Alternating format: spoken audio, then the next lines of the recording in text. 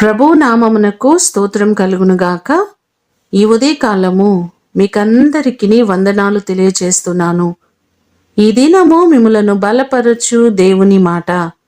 యెహోవాయే జ్ఞానమిచ్చువాడు, తెలివియు వివేచనయు ఆయన నోట నుండి వచ్చును.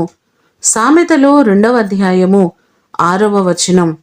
యెహోవాయే మనకు జ్ఞానమిచ్చే దేవుడు, తెలివియు వివేచనయు ఆయన యొద్ద నుండి వచ్చును అని లేఖనం మనకు సెలవిస్తుంది.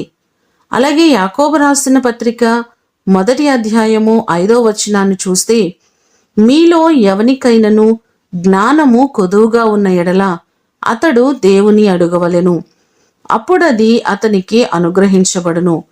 ఆయన ఎవనిని గద్దింపక అందరికిని ధారాళముగా దయచేయువాడు అనే మాటలు మనకిక్కడ కనబడుతున్నాయి. జ్ఞానాధారము ఆయనే కాబట్టి ఆయన సన్నిధిలో మనము అడిగినట్లయితే దేవుడు తప్పకుండా మనకు జ్ఞానాన్ని ఇస్తాడు.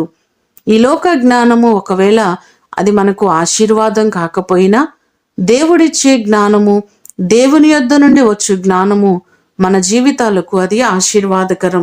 మన బిడలకు దేవుడు అనుగ్రహించు జ్ఞానము ఎంతో అవసరమైనది.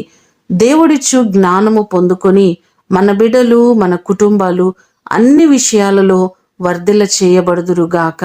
ప్రార్థన చేసుకుందాం. మహాగణుడా, పరిశుద్ధుడా, మీ పాదములకు వందనాలు, స్తోత్రాలు. మీరు జ్ఞానమును అనుగ్రహించు దేవుడవు, జ్ఞానాధారము మీరే ప్రభువా.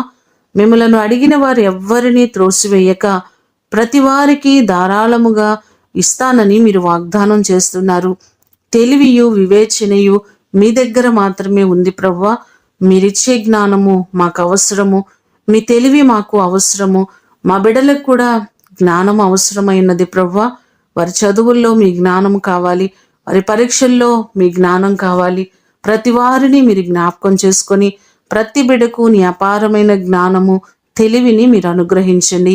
ఈ దినము కొరకు వందనాలు, కృతజ్ఞతలు తెలియచేస్తూ యేసు అతి ఘనమైన నామమున అడిగి వేడుకొని పొందియున్నాము తండ్రి. ఆమేన్. దేవుడు మిమ్ములను దీవించునుగాక.